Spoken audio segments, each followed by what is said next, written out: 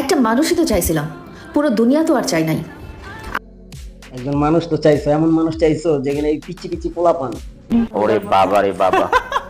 তোমার চাহিদা হয়েছে সব পিচ্ছি পিচ্ছি পোলাপান, এই পোলাপান গুলো দিয়া এই টিকটকে ভিডিও বানায় কি মজাটা পাও। ঠিক আছে, আমরা তো ভাই চুতিয়া যা কিনা আমরা তোমাকে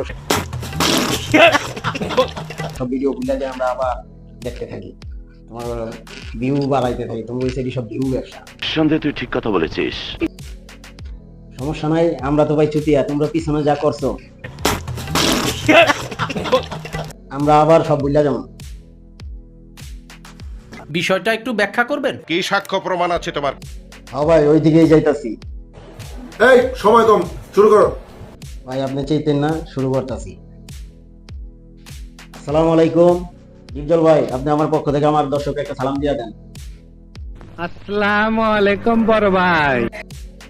তবে শুরু করার আগে চলেন তাদের কিছু কার্যকলাপ আপনাকে দেখায় আসি।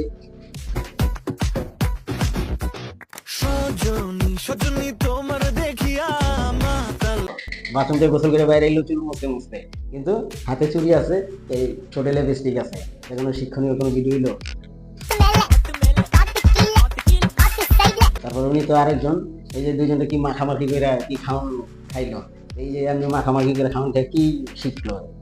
কিছুই না। আপনি তো কিছু শিখাইতে হইব ভিডিওতে, ভিডিওর মাধ্যমে তো কিছু শিখা। ভাই ঠিক আছে, 100% ঠিক আছে। কিছুদিন আগে ভারত পাকিস্তান যুদ্ধ চলাকালীন সময় হঠাৎ একদিন সকালবেলা, মানে তার আগের দিন খুবই একটা ছিল, সকালবেলা ঘুম থেকে উঠা রেস্ট এসে টুই করলাম যে দেশে পরিস্থিতি জানার জন্য, ভারত পাকিস্তান যুদ্ধের খবর জানার জন্য ফেসবুকে ঢুকছি।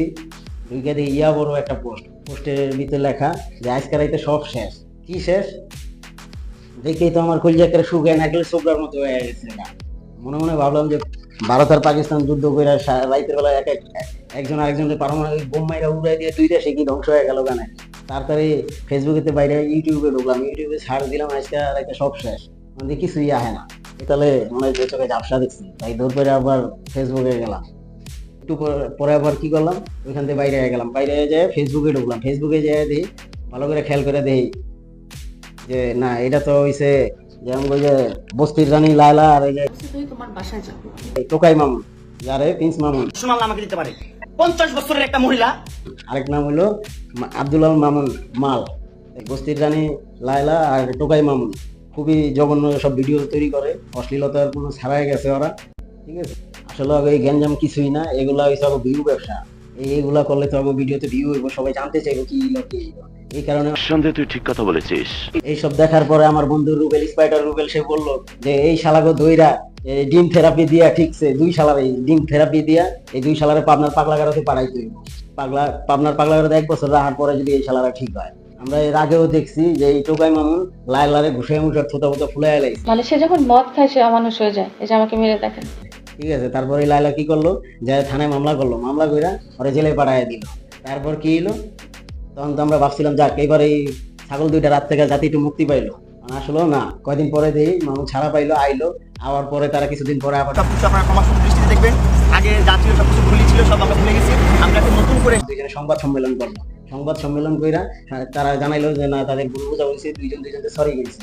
ঠিক আছে, আসলে তারা এই সরি এইগুলো হয়েছে সব হয়েছে তাদের ভিউ পাবে, সবই তাদের পূর্বের পরিকল্পনা থাকে আমার যতটুকু মনে হয়। ঠিক আছে, সন্দেহ তুই ঠিক কথা বলেছিস।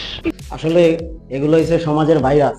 এই ভাইরাস গুলারে হারপিক দিয়ে ওয়াশ করতে হইব। ঠিক আছে, এই ভাইরাস গুলা নির্মূল করার লাগে প্রয়োজনে কেমিক্যাল আবিষ্কার করতে হইব, যাতে এইসব ভাইরাস গুলা নির্মূল হয়। ঠিক আছে, এটি হচ্ছে সমাজের ভাইরাস।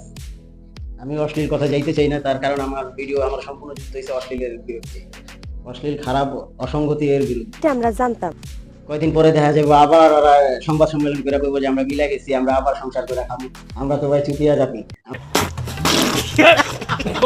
আমরা আবার এই দুঃখের সিন দেখে আবার সবকিছু ভুলা যাবো, ভুলা যায় আবার সেই লাইক কমেন্ট শেয়ার তাদের ভিডিও দেখা, মানে সম্পূর্ণ এখন এক কথা বলে ফেলাইলাম। এবার বিদায় নিতে চাই, বিদায় নেওয়ার আগে লায়লা তোমারও কইতে চাই, তুমি ভালো হয়ে যাও, তোমার পিচি পিচি পোলাপানকের সঙ্গ ছাড়ো। তুমি তোমার যে বয়সের ভিতরে পড়ে, তোমার যে বয়সের ভিতরে পড়ে ওই বয়সের লোককে তুমি সাথে বিয়া করো।